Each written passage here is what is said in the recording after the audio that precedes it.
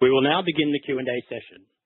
If you are listening by phone and would like to ask a question, please press star followed by 1 on your telephone keypad to raise your hand and join the queue. To withdraw your question, press the star 1 again. When called upon to ask your questions, please use your device handset and ensure you are not on mute. Again, that is star 1 to raise your hand, and I will now hand over to Ellie Malouf to introduce the Q&A session. Thank you and welcome to this Q&A session. I'm Ellie Malouf, Chief Executive Officer of IG Hotels and Resorts. Hopefully, you've all had a chance to watch the results presentation, which we made available at 7 o'clock UK time this morning. It featured myself and Michael Glover, our Chief Financial Officer. Michael and I are in different locations today. Michael is at our headquarters in Windsor, and I am currently with our business in the U.S. So do bear with us as we coordinate sharing the questions.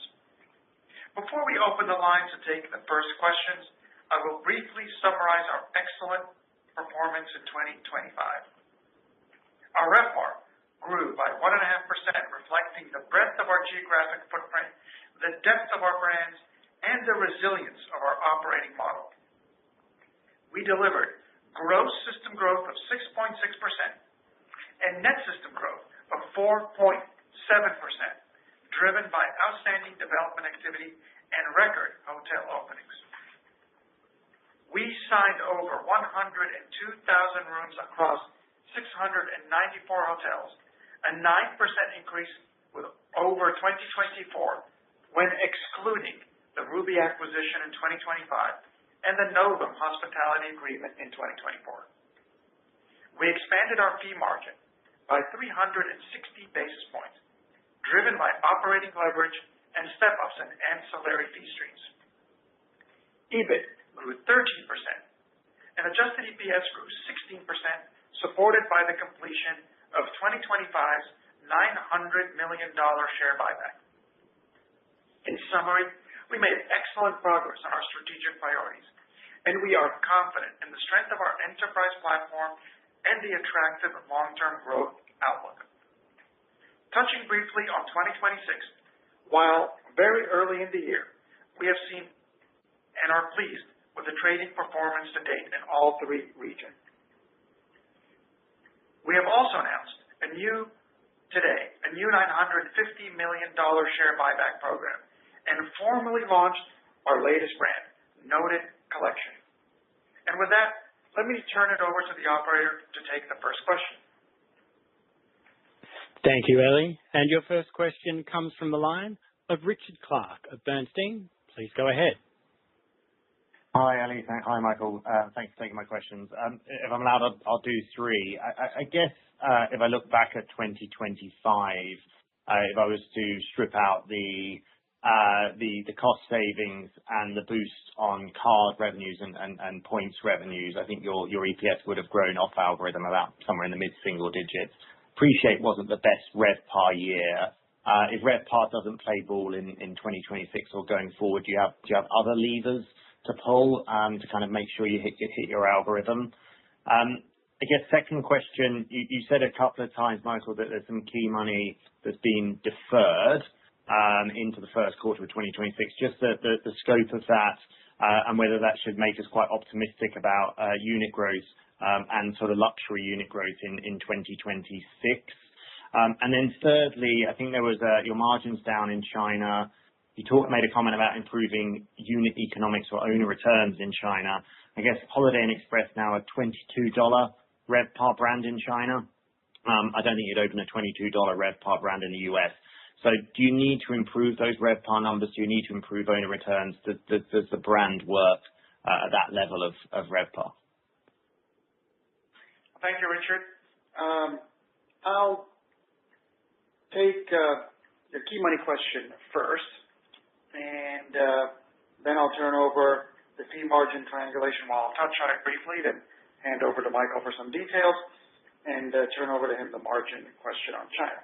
So first on key money, as you saw in Michael's presentation, we have been very prudent and thoughtful deployers of capital across a range of of places and manners in which we deploy capital, whether it's key money, recyclable, maintenance, and of course, our capital returns to shareholders. If you go back over an extended period of time, our capital has been fundamentally stable, up some years, down some years, because some of it's lumpy, but it's been pretty stable, while our revenues and profits have grown significantly, something we're very pleased with. But some of these investments, whether it's key money, whether recyclable, can be lumpy.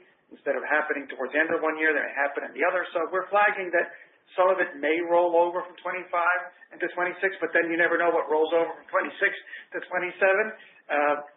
Nonetheless, we are confident in the growth track record that we have.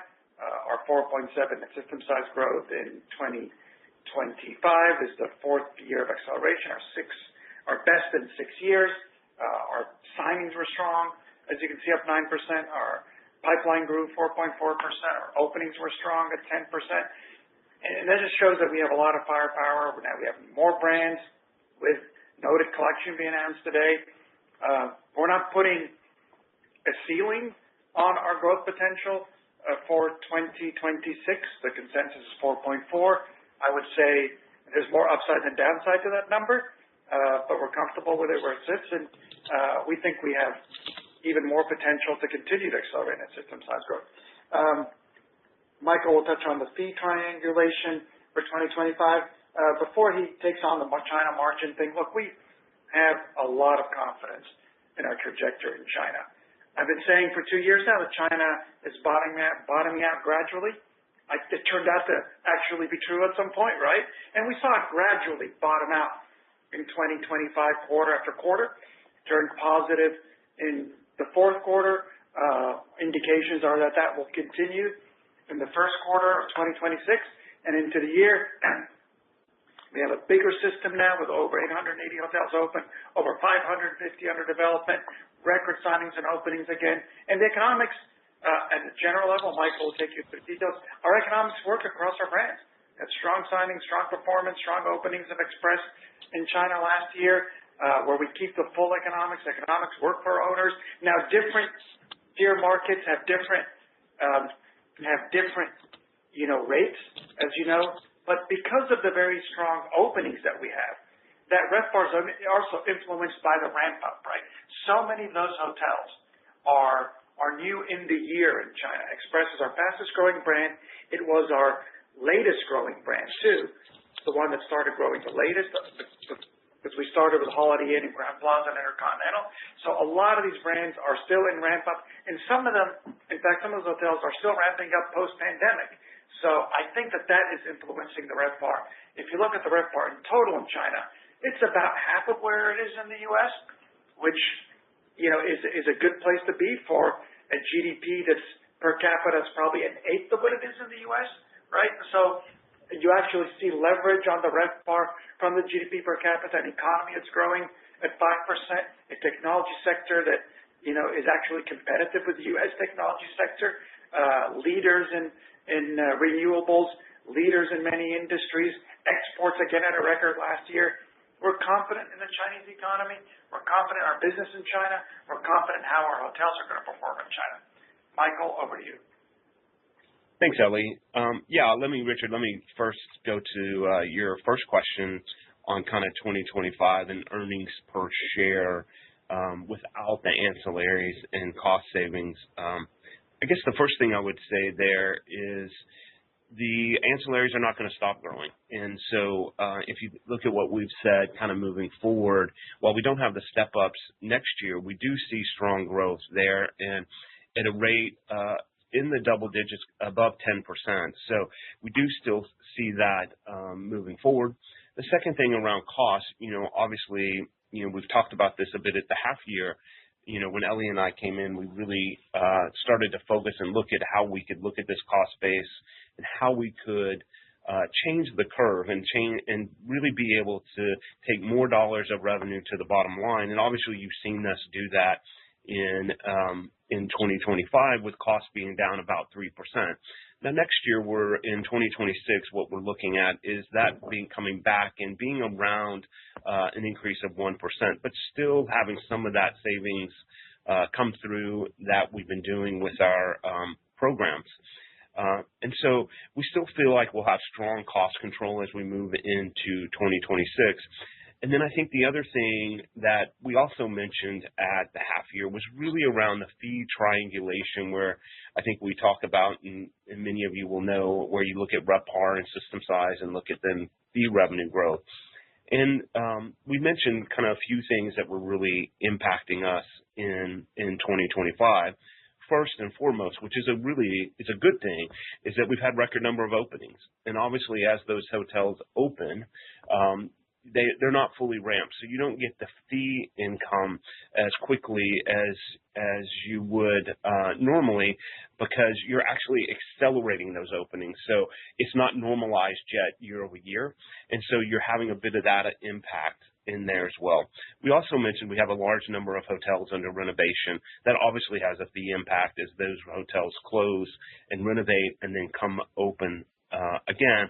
And then the third thing was we mentioned at the half year was that we had a few large exits, particularly, 2 hotels in New York where the replacement hotel hasn't come in, but will be coming in and ramping up soon. So that's affected that fee triangulation and fee growth in the Americas. So we expect that to normalize as we move into this year and not have some of those effects. The other effect is you have the Novum hotels who came in and are in the process of ramping up. That was a large impact because a large set of hotels have come in over the last year or so. And then, some smaller things like you had one less day with a leap year this year. So a few smaller things there. I think we feel confident over the medium to long term we can still get back to our growth algorithm, and that's still going to grow. I think what we showed this year is really the breadth of our organization and how we can actually, even in a turbulent time, as we've said, we can still deliver that growth algorithm, and we feel confident that we can continue to do that. And I'll just add to Ellie's key money point. It is lumpy, and certainly we have not changed that guidance at all, that we're going to be in that 200 to 250 million range. So same as what we said last year, and that overall capital will be around that 350 million a year mark. So we'll continue with that guidance and view there. In terms of China, the margin was down very slightly, but yet overall profit was still up by 1 million. So overall, a good result in a year where you had RevPAR negative. And so I think as we go forward, we've talked about and been saying for quite some time that China RevPAR is bottoming out. And we really saw that happen throughout the year, with the fourth quarter actually turning positive, 1.1%. And as Ellie mentioned, we're really pleased with how RevPAR is starting to shape up in Q1. We mentioned last year at the Q3 announcements, we felt like Q1 into 2026 might look negative because of some of the tougher comps. As we sit here today, it looks like all 3 regions will be positive, and that includes China. And so early trading indicating that it looks good. So let me pass back to Ellie and just see if he wants to add anything on there. No, Michael, that was great. Just on those factors affecting the fee triangulation for 2025, just note that most of those are positive things, right? Strong openings, way above the prior years, renovations, then all those other factors, whether it was a leap year or whatever, all those we start to comp against in a better way. So they were good factors in one end, and then they become tailwinds as we go forward. Thank you, Richard. And your next question comes from the line of Jafar Misteri of BNP Paribas. Please go ahead. Hi, good morning. I have 2, if that's okay. The first one is just on the fee business overheads. Those $23 million of cost efficiencies in 25. Should we assume they were broad-based across the 3 regions, across central costs, or was the restructuring this year particularly targeted in one region? Thinking specifically Americas, were you able to flex the costs more in response to what's been a turbulent year. And then on credit card fees and ancillary fees in general, when you announced your two big renegotiations 18 months ago, loyalty point sales and then credit card fees, you were the only major global company to have something of that materiality going on, really. It looked like you were closing the gap with US peers who had historically more material contribution from those, and it's great that you're able to have a bit of a mark to market with issuers, that you're much stronger today, etc. But since then, we've now seen Hyatt last November, and then Marriott just last week also announced their own major renegotiations, big explicit millions of dollars targets for increases in fee contributions over the next few years. My question is, once everyone's fully ramped up, so you've had your step up, it will continue to grow. They will have their step up in the next 12, 18 months. When everyone's fully ramped up, where do you think that gap will be? Because historically you were saying, well, we're a bit behind. We can convince insurers and increase debts and catch up. Where do you think that will be? Will the gap have closed over 36 months as everyone gets the renegotiations, or will it have just translated your level of ancillaries and their level of ancillaries, please? Thank you, Jean-Paul. Let me take those questions, and Michael, of course, jump in and build on that. So on the fee business costs, I think we just have to pull back and touch on what Michael said in his presentation earlier, what he mentioned when speaking to Richard's questions. We've always maintained a highly disciplined approach to cost management. If you look at the presentation, our cost growth over a long period of time has been well below revenue and profit growth. But since Michael and I came in, we've taken a more philosophical view of how do we just shape the whole cost structure for the future, make it future ready, scalable, using technology, processes, shared services, locations, and now artificial intelligence, so we can continue in the future to grow revenues and profits at a much higher gradient than cost.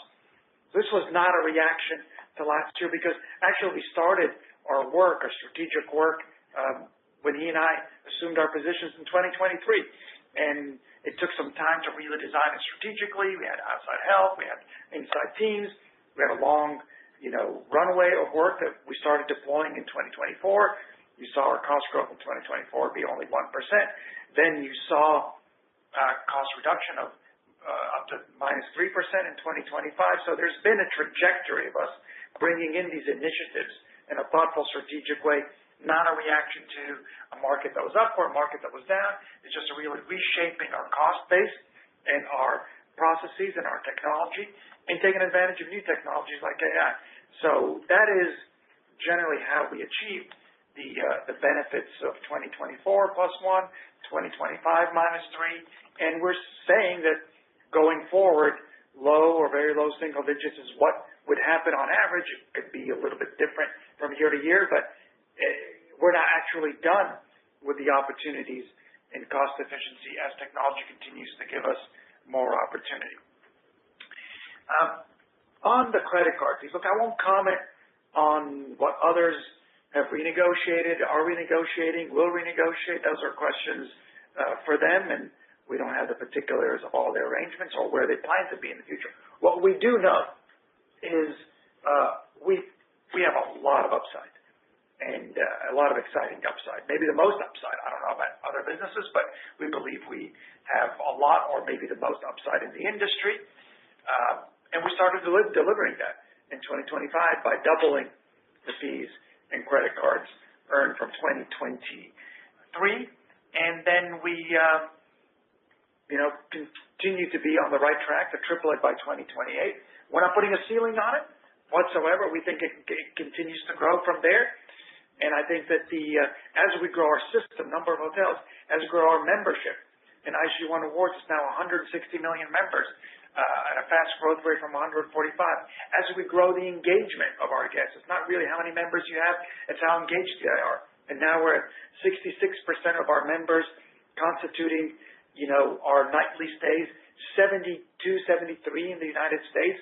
So we're right up there in the industry. So we've got more members, they're more engaged, They're spending more. They're taking out more credit cards. Our sign-ups are up double digits for cards. And that is all fueling, our growth in card fees. And that will continue. We don't see a ceiling to it. How it compares to others, I'm confident it will compare very favorably to others. And frankly, the more potential others reveal, the higher our ceiling goes. So I'm not discouraged by what others are doing. In fact, it encourages me. Super. Thank you. Ellie, Michael, can I just want to come in on the credit card? Yeah, let me jump in on both of those actually. And Jafar, great question on the overheads. And Ellie mentioned it is broad-based, but he also mainly covered the P&L. And I'd say we've also done this within the system fund as well, because that gives us more firepower as well. And so actually in terms of total dollars, we've saved more as a part of this program in the system fund than we have in the P&L, which is actually great because it allows us to reinvest and go after things that drive revenue. And then if you look at kind of by region and it being broad-based, it was across every region and every function within IHG, but we also had investment. I think that's important to note as well. Certainly, we had the investment about integrating Ruby coming in the EMEAA. That's why you might see some of the costs a little not as much down in EMEAA. Actually, I think it was slightly up. But we're also investing in places like India, and I think that's really important, that it's not just about cost reduction. It's about investing our dollars where we can get the most growth in the future and repurposing those dollars. And that's what we want to do, because we've said many, many times, our biggest risk is not capturing our share of that growth in the future, because this is a growth industry. It's an industry that's going to achieve higher highs and higher lows, and we want to be a part of that. We want to participate. We want to compete in that. On the credit card fees, the only thing I'd add there is we announced a new credit card, Revolut, a deal here in the UK with Revolut. We have more countries we can go to. Now, it doesn't bring the quantum for sure that the US does, and it's much smaller, but that just shows the power of the loyalty program as it grows. We have more opportunity in different countries around the world to continue to launch that. It's great to launch one here in the UK, and we're in the process of launching others around the world, and as we get those agreements done, we'll let you know about them. I'll pass it back to you, Ellie, or the... Thank you, Michael. Thank you, Jeffrey. I'll just add that in addition to credit cards and our ancillaries, let's not forget our point sales business, which grows very nicely and also has no ceiling to it, and our emerging and rapidly growing branded residence fees, all of which, are high margin accretive to our bottom line. Next question. Your next question comes from the line of Jamie Rollo of Morgan Stanley. Your line is open. Thanks. Morning, everyone. 3 questions too, please. First, just on that branded residence income, I don't think you've quantified it yet. I know you've got 30 projects, both open and in the pipeline, but what did those generate for you last year? And when you say substantial increase in 27 and beyond, could you sort of give us some numbers behind that, please? Secondly, on the removals rate, I think it was 1.9% ex the Venetian. Should we expect that to fall back towards sort of 1.5% this year? Is that what's giving you confidence to the upside to the consensus 4.4% net unit growth? And then just coming back, if I may, on the sort of gap between the comparable and the total RevPAR, and then looking at the fees, you've got a helpful slide on slide 56. So there's about a 2-point gap between comparable and total RevPAR, and there's also another couple of points in the 3 regions between underlying fee income and the sum of total RevPAR and available rooms. Are you saying that those timing issues mean that those negative figures turn positive this year or at some point in the future? Just to sort of clarify the algorithm. Thank you. Thank you, Jamie. I'll take branded residences, removals. I'll turn over the fee income to Michael and anything else he wants to build on. So look, branded residents, we're very excited about that business. It builds on the power of our luxury and lifestyle portfolio. It just keeps growing with the 6 brands we have now, mainly the ultra luxury brands, Six Senses and Regent. Let me just give you an anecdote. I've already been to 6 countries. It's not even mid-February yet, or it is just mid-February. And I was in Bangkok late last month, and We have an InterContinental residences project that had just started sales in the heart of the city. In December, speaking to the owner, they were 40% sold by mid-January. They raised prices 4 times. I told them they have to raise prices again to slow these sales down. So, and that's InterContinental, it's not even Regent and Six Senses where we have most of our projects. So there's more coming across more brands. Yes, we have 30 projects today. We have many more that are going into the sales phase. There in London, when Six Senses London is opening this coming month, the branded residences are all sold out, or maybe there's one left, I understand. Up to now, I'd say the fees range have not been that material. It's been $5 to $10 million. However, we see substantial increase in that starting in 2027 and beyond. So again, we're not putting a ceiling on that. We think it's totally accretive, and we're very excited about where it's going. On the removals rate, yes, we're confident it will go back towards the 1.5% over the next few years. There was just a lot of lumpiness going on right now, especially in China, as things normalize post-pandemic, but we see a path to clearly back to the 1.5%. I don't think that's the only thing that can give us, it is one thing, but I don't think it's the only thing that can give us more upside in 2026. The strength of our signings, the strength of our brand portfolio, the proven, enterprise to get more openings going, whether it's conversion or even new build, all that put together gives us more confidence in our system growth over the medium to long term. Yes, there's opportunity also in lower removals, but that's not the primary thing. It's a combination of everything. Michael, if you want to build on those and answer the question on fee income. Yeah, sure. I mean, I was going to say the similar on the net system size. I mean, we've been saying, consensus is at 4.4% for next year. We certainly feel like there's more opportunity on the upside of that than there is risk to the downside as we move into the year based on the visibility we have. And really, Jamie, it's not just about removals coming down, which we do believe they will. It's really about those openings and how things are proving out. And what we look at, we see really strong growth across EMEA and China. You saw that in our results this year. We see, if you exclude the Venetian, the U.S. at 1.5%, we're on the right track record, or the Americas at 1.5%. We're on the right track there. So I think we feel confident in that, and that's why we're willing to say that there's more opportunity to the upside to that 4.4%. And then when you look back and on your third question regarding the table in the chart in the presentation, thank you. We thought that would be helpful. It is helpful, but it also goes back to what we talked about earlier and the reason for that total RevPAR being less than the comparable RevPAR, particularly the ramp up of hotels. So it takes some time for hotels once they open to build that base business and then begin to yield. As you open more hotels, and we have that acceleration in openings, you've got more hotels in that as a percentage of your system than you used to have. And so that's affecting that. You also have the renovation effect. There's also, of course, the leap year effect, but then also the mix effect of as hotels are opening around the world. So I think over time, that gets back and that normalizes. We're going to still open as many hotels as we can. So we want to continue that as you see that acceleration. And really, you go back to Ellie's point of us growing our system size over the last 4 years. It just puts more openings in there and more hotels ramping up as a percent of the system size versus what we used to have. And so I do think that normalizes over time and we get to a better position. And I'll pass back to Ellie if there's anything else. Thank you, Jamie. Next. Thank you. And your next question comes from the line of Ricardo Benavides Freitas of Santander. Please go ahead. Thank you very much. 2 questions from my end. Firstly, on the brand portfolio, we've seen, these 2 recent additions to your collections.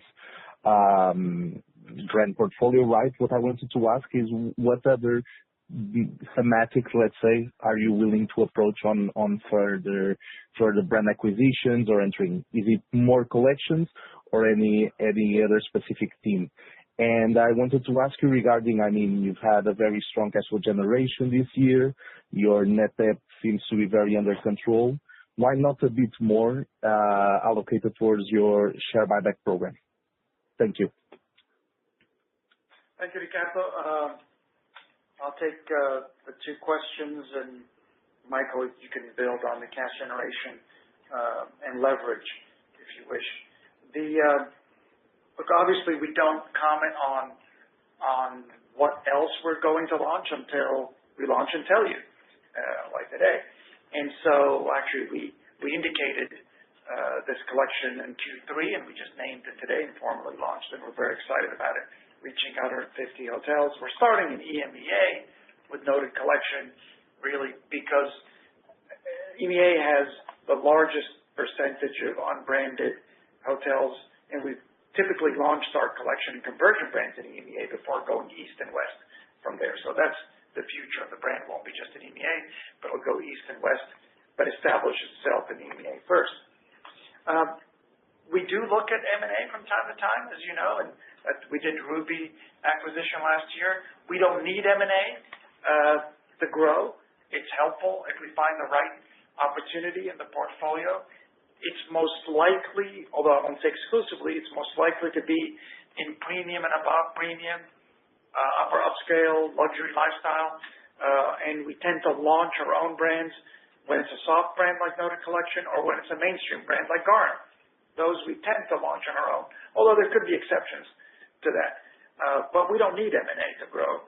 We have 21 very strong brands now, 11 of which launched in the last 11 years with a lot of runway. So those are still new.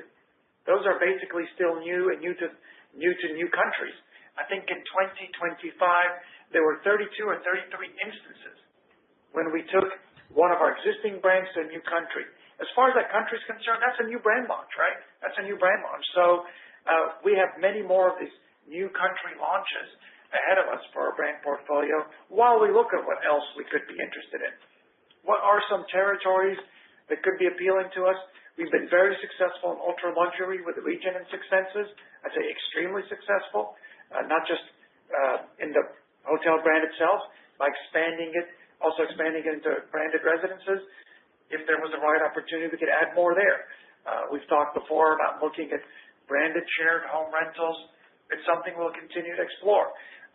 Anything in premium lifestyle, like Ruby, is interesting. Only if it's accretive, if it's different and differentiated from the brands you already have, if it's at the right valuation also, or the right trajectory if we launch it ourselves. We don't need it given the strength of our portfolio. But look, it's a dynamic industry, right? Guest interests are dynamic, owner investment interests are dynamic, so our strategy can't be static. That's why we've added to our portfolio thoughtfully, but we're not competing with anybody to have the most number of brands. I don't think that is a recipe for success. We're competing for having the right brands for the right guests and the right owners. On cash generation, we have a very clear capital allocation policy and philosophy.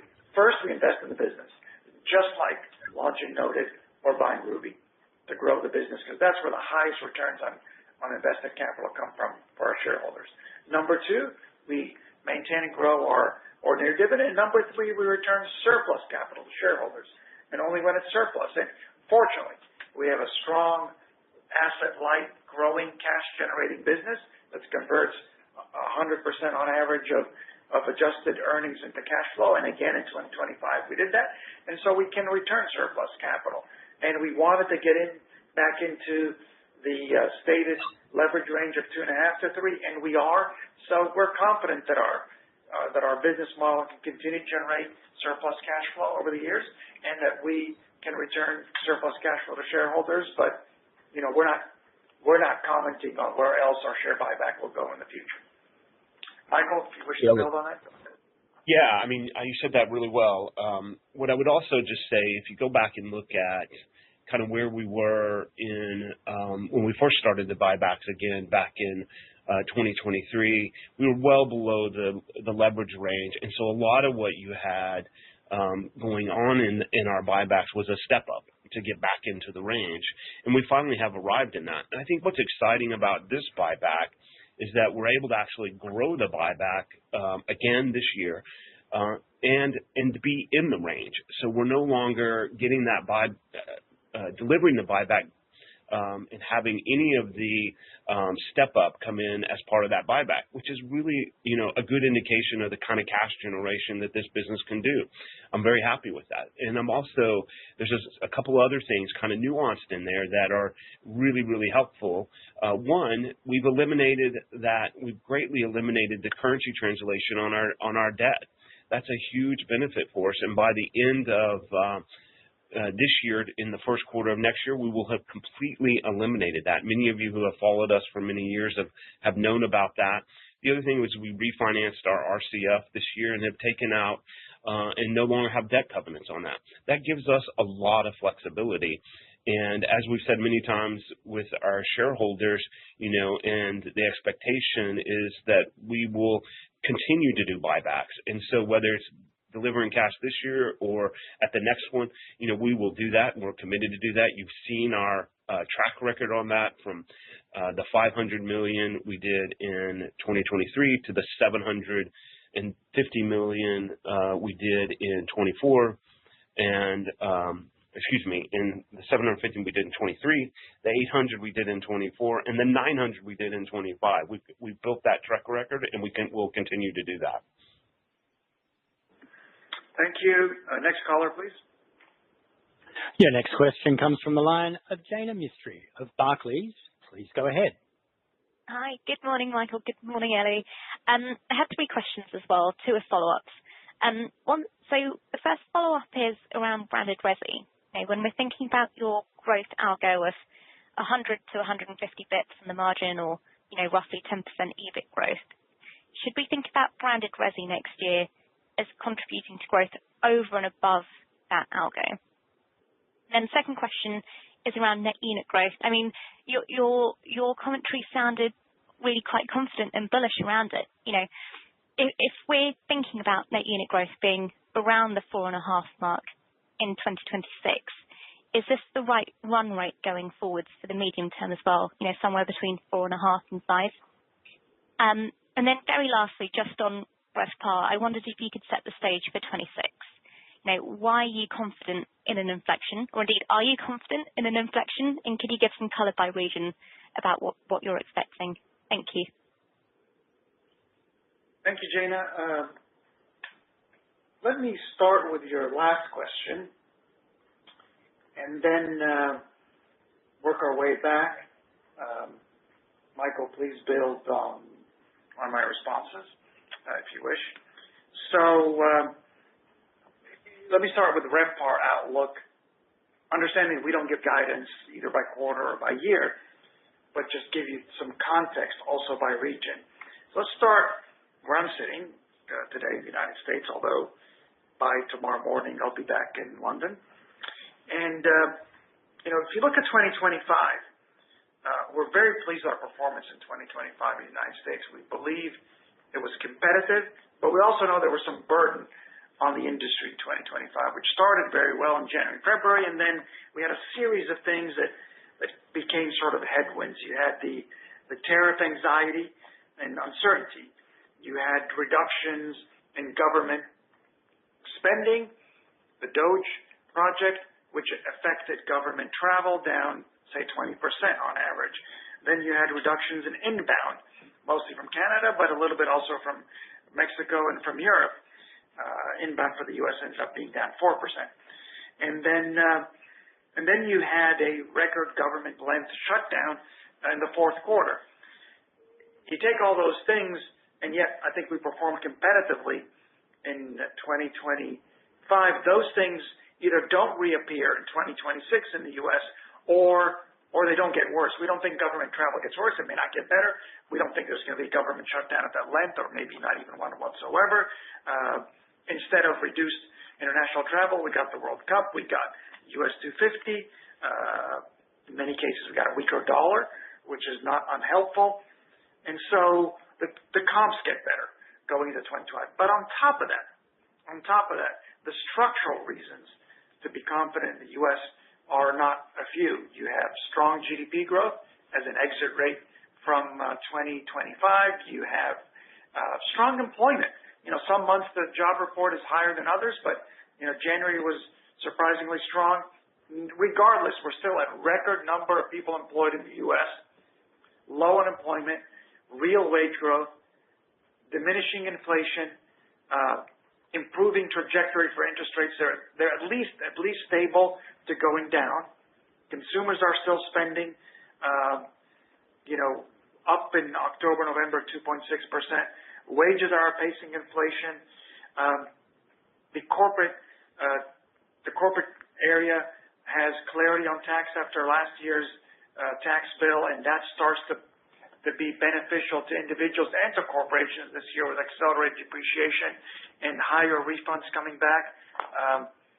And so you put those things together, in addition with the super cycle of capital investment from technology companies, not just in AI and in technology, but also in the energy to provide that, and infrastructure to provide that. That's just private sector investment.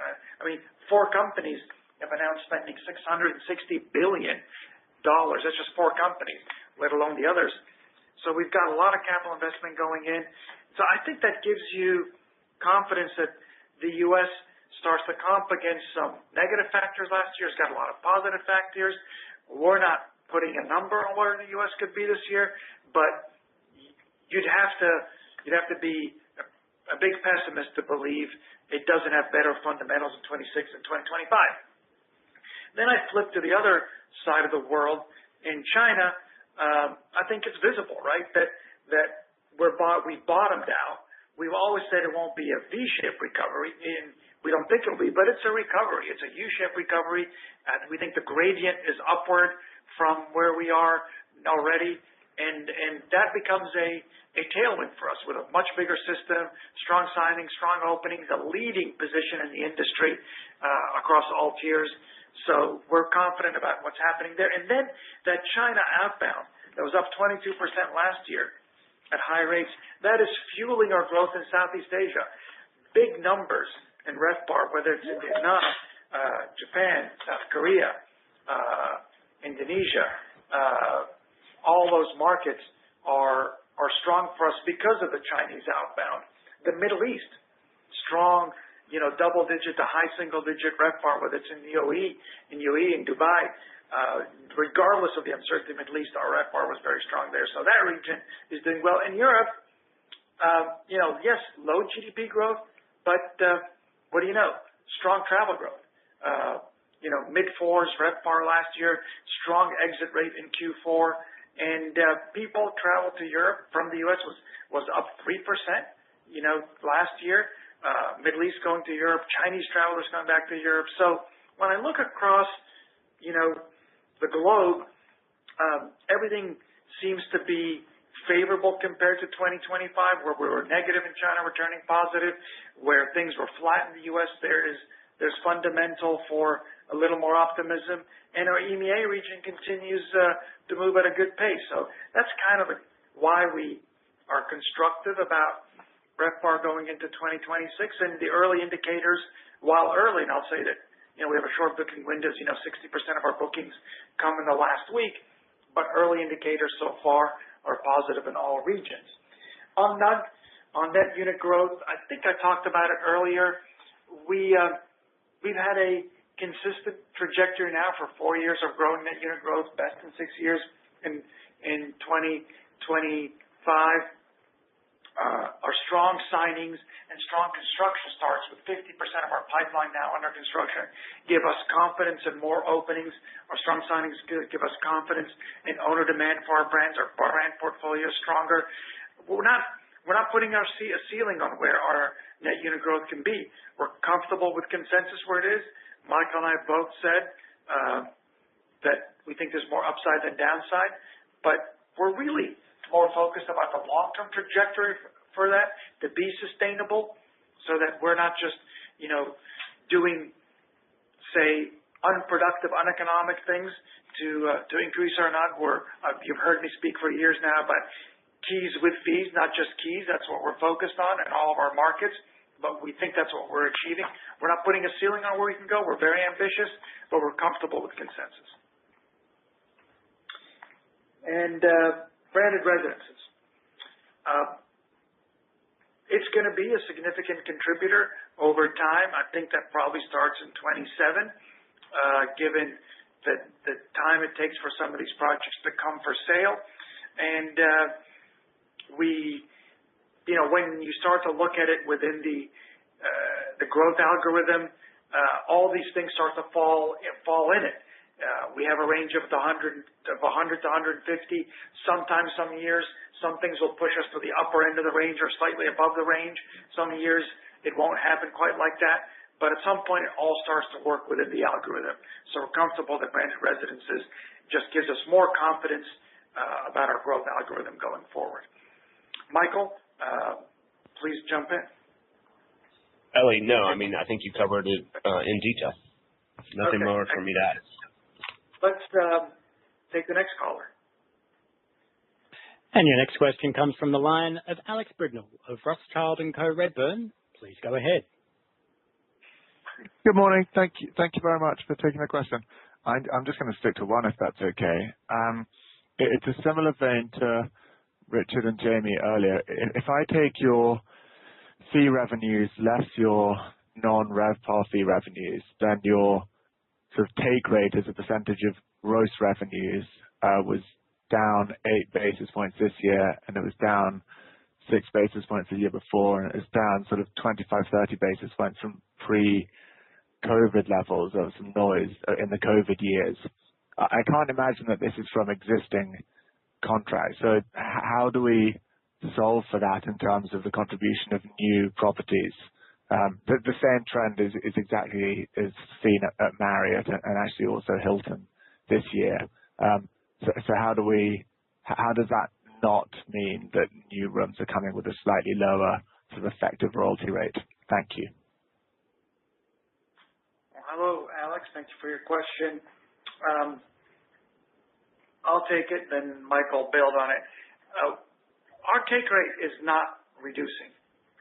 I can tell you that. So there are a few factors working into it. As we moved into more luxury lifestyle and premium, and we've been very open about it, our key money has moved up too, because we're now participating by strategic choice in a sector that has more key money to play in it, but also has higher fees. So that key money amortization is starting to come through and affect a little bit of the fee revenue, and we've quantified that actually for you. And so I think that there's that factor in there, but our fee rates that we get, whether it's mainstream, whether it's on premium, whether luxury lifestyle, have not been diminishing. And so you might be seeing some, year-over-year fluctuations due to normalization of key money or other factors, but it's not a headline fee rate change. Michael? Yeah, I would go back to the same factors I said when on Jamie's question and Richard's question as well. It's just a bit of noise, Alex, right now. It goes back to these record level of openings being incrementally more than what we've had in the past. And just to, give you an idea, it takes time for a hotel to ramp up. And because we've had such strong openings, you've got a greater percentage of that in your system. Over time, if those openings are normalized, and it equals, but you've got more hotels earning less fees as they come in. And so that's affecting your fee triangulation and some of that fee growth. Now that normalizes over time. So that's why I say it's a bit of noise. Ellie discussed the key money, which we talked about as well. We've talked about leap year. We've talked about renovations. There's a number of things like that's kind of in there that's affecting this. as we look out and we look forward and we model this business, there is nothing to suggest that we will not still be able to hit that high single-digit fee revenue growth over time. I go back to the algorithm. There's no reason to believe we can't generate the 100 to 150 basis points of margin improvement. We've been demonstrating that over the past several years, and including, that EBIT growth of around 10% and that earnings per share growth in the 12 to 15% range. Everything we do, everything we look at, how we model the business, nothing of that has changed with this noise that we're kind of seeing right now. I mean, if you look at Okay, thank you. If you look at the pace of openings, Alex, not only was it a record in number of hotels last year, but a lot of our openings tend to be skewed to the second half. Our fourth quarter tends to be our biggest opening. So from an arithmetic point of view, you're not really even getting 6 months of fees in that given year for those openings, while the unit, of NUG counts for the full year.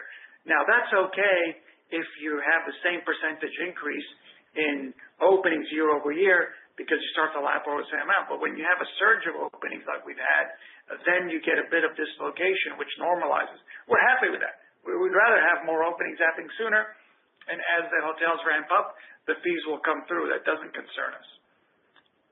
Okay. That's why I didn't ask the question like Richard and Jamie.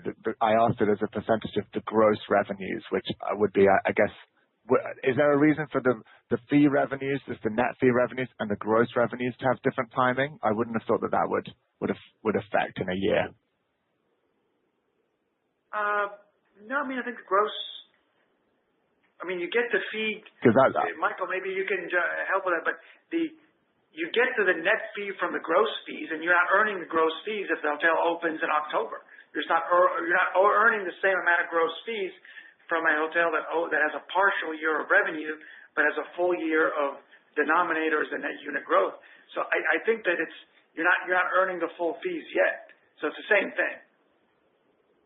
But the gross revenues would be, and the gross fees are counted in the same way. That's why I'm not looking at it versus NUG. I'm just looking at it versus gross revenues, which you've disclosed in the release, and the net revenues that you've disclosed in the release. And then that's where the royalty rates just come down a bit. But we can take it offline. Thank you so much for answering. Yeah, I want to conclude that there is nothing that we see where our royalty rate is decreasing across any of our brands, or our management fees neither. Thank you, Alex. And your next question comes from the line of Andre Juillard of Deutsche Bank. Please go ahead. Good morning, gentlemen. Just two follow-up questions for me. First one is on segmentation. Could you give us some more color about the trend you're seeing segment by segment, and do you see a pickup in the MICE segment especially? Second question about AI. Really appreciate the slide 40, 41. Could you give us some more granularity about the disruption you're expecting from AI? Is it mainly a top-line driver, a mix of top-line and cost optimization? Is it a real change in the yield management? So we'd appreciate any information you could give us. Thank you. Okay. Well, thank you, Andre. I'll start with your second question on AI. I'll turn over the question on segmentation to Michael, okay? So just bear with me, because when we talk about artificial intelligence, we shouldn't just focus on one small thing, because our strategy around artificial intelligence and what we're seeing is broad and enterprise-wide. Yes, there is disruption, but I want to start by saying that there are two things that we fundamentally believe are not changing. The first one is that there will always be a guest that will want to travel for business or for leisure. We absolutely see no change in that. In fact, we see more interest in that. And on the other end, they want to go to a destination that has a live, real experience. The more people experience the virtual, the artificial, the digital, the more they favor live experiences. Sports events, theater, restaurant, bar, and hotel. People want live experiences. Everything in between. The distribution, how you get there, how you book, how you view it, how you share it, how you search it. That is changing. we don't think it's a disruption for us. We think it's an opportunity for us. And we feel like we're in a strong position to capitalize on these opportunities and to actually deepen our competitive moat because of the huge strides we've made in recent years to modernize our tech stack. We're in a fortunate position because of the work we've been doing over 5-6 years. You've heard me talk about our guest reservation system on the call. We're the first to roll out this industry-leading guest reservation system. Then we migrated our core enterprise data to the cloud, and that allows us to quickly plug AI-powered systems into our tech ecosystem. Since then, we were the first to deploy machine learning AI revenue management to all of our hotels. So to your question about revenue management, we're already doing it. It's on all of our hotels, AI-powered. Then we added new cloud-based PMS platform that will be in most of our hotels by the end of this year. And now we're adding new loyalty and digital content platforms. So this foundation of systems, platforms, data solutions places us in a very strong place and to be AI ready. And the areas of focus are generally the ones that you touched on. Guest acquisition, commercial optimization, cost efficiency. So on guest acquisition, yes, it's about delivering top funnel visibility, driving booking conversions, and deepening guest loyalty. I mean, today, 66% of our global room nights come through IHG One Rewards. So strengthening that incredible foundation is a big opportunity. And we do that, first in search. With this new content platform that we discussed in my presentation today, now we're going to be able, which we're launching this content platform at scale this year. We've already started launching some elements this year. You're going to be able to take all that digital information, the right information, put it in the right channel at the right time. That strengthens those digital hooks needed for our hotels to be recommended by AI agents. This matters as travel search patterns evolve. It'll also create new ways to combine information digitally, move it around, shift it, recombine it, unlocking, the greater flexibility in how this content is created, delivered, personalized. So it makes it an even more powerful factor when layering AI-generated search on top of it. And you're going to have more engaging types of content, which we don't have today, but we will.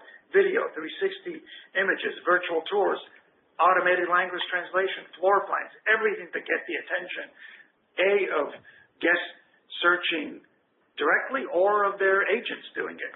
And we're going to begin deploying this platform this year. Second, in Discover, we're working on trip planning capabilities in partnership with Google. It's not a standalone project for us. It's an evolution of how our guests plan trips and, enabling a more conversational search experience on IHG's owned websites and apps. So we are going to be leaders ourselves in this. And we're going to be testing these capabilities with external customers later this year.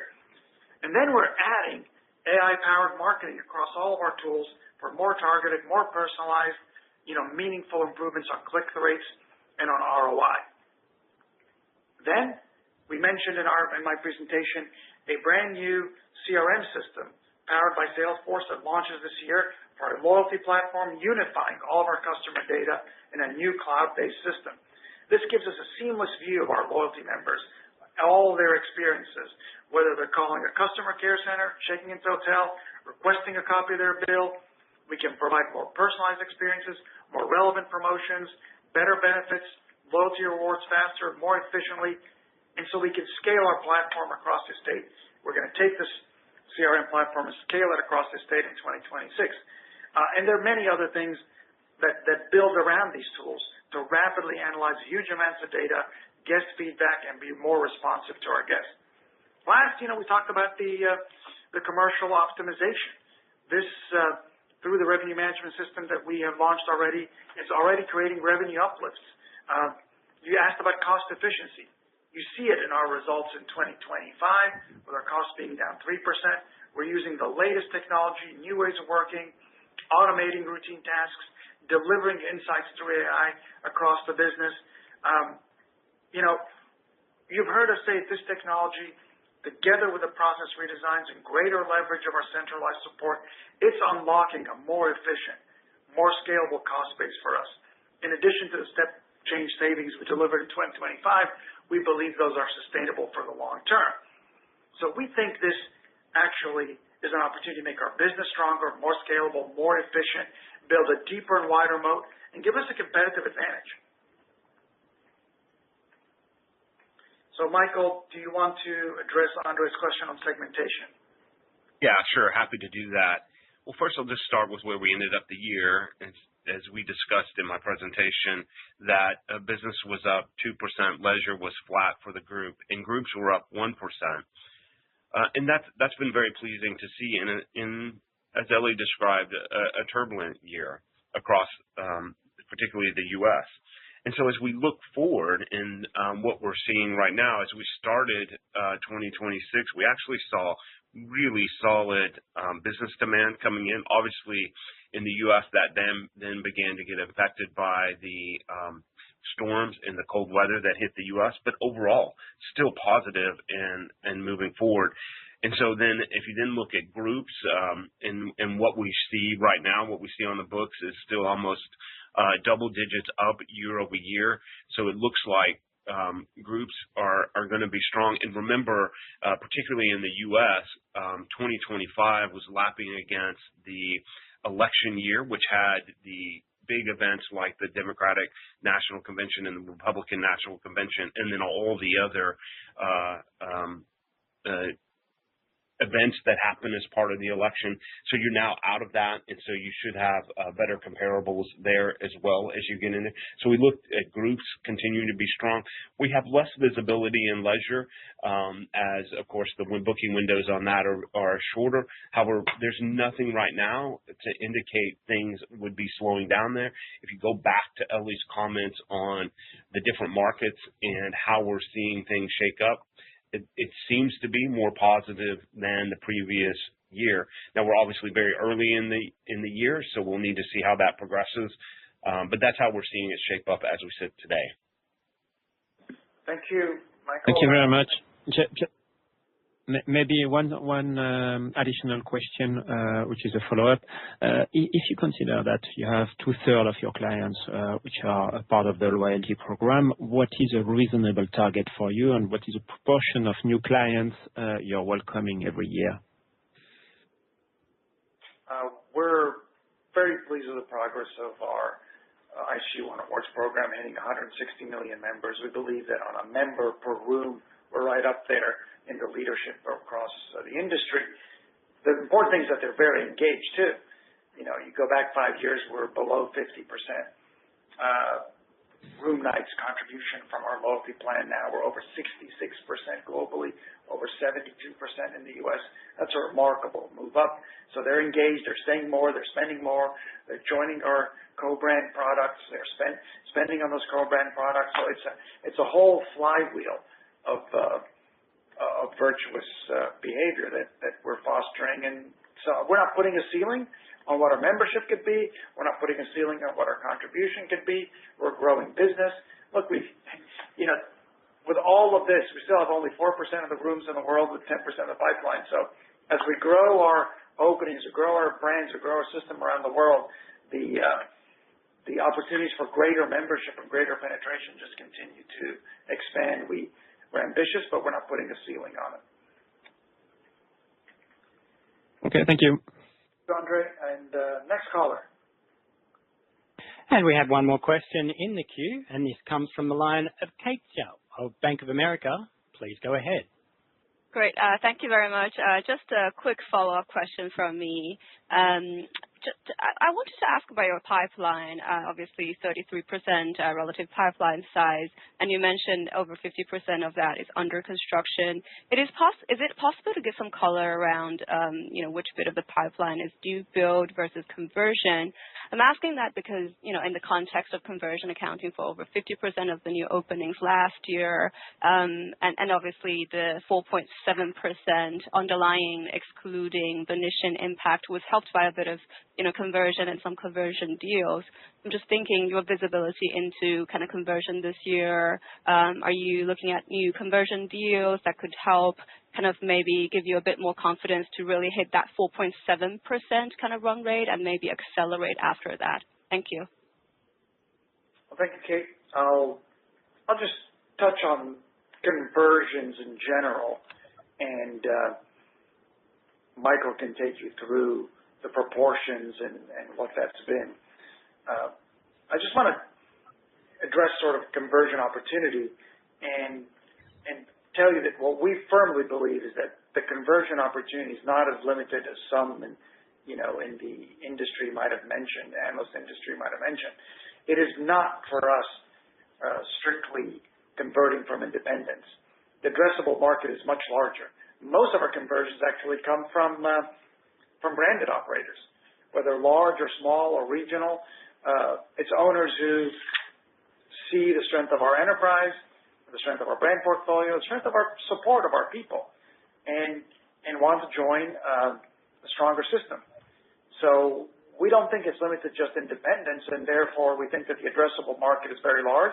And we have now more conversion brands and products with the addition today of Noted Collection, the success of Voco, Vignette, of Garner, all of which are way ahead of our initial projections, and are many more markets than we thought they would be early on. And many of our conversions actually come from our specific conversion brand. So we can convert across most of our brand portfolio already, and we have more dedicated conversion brands, and the addressable market is broad. And it's not just the U.S.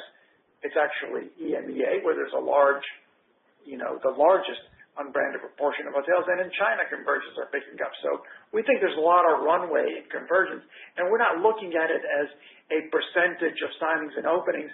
Actually, I don't really care about the percentage. What I care is that both grow. I care that new build signings grow, and they grew globally, and that conversions grow, and they grow in absolute figures, and the proportions can fall wherever they may. Michael, let me turn it over to you for the detail. Sure. Thanks, Elie. Just to give you the numbers here, I think it may be a little surprising to say and to hear that only 20% of our pipeline is typically conversion, or around that.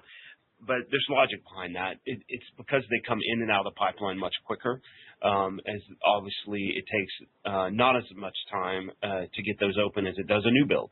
And so, but if you look at 2025, just to give you a feel of that, if you look at our openings, roughly 40% of those openings around the world were conversions, with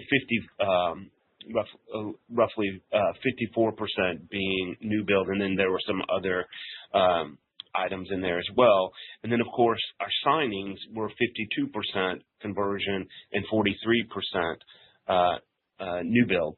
So the reason you see those higher numbers in the signings and in the openings is that they come out quicker.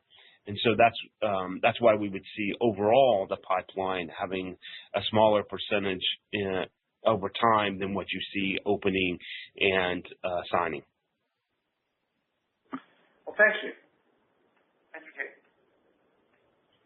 And this does conclude our Q&A session. I would like to hand the call back over to Elie for closing remarks.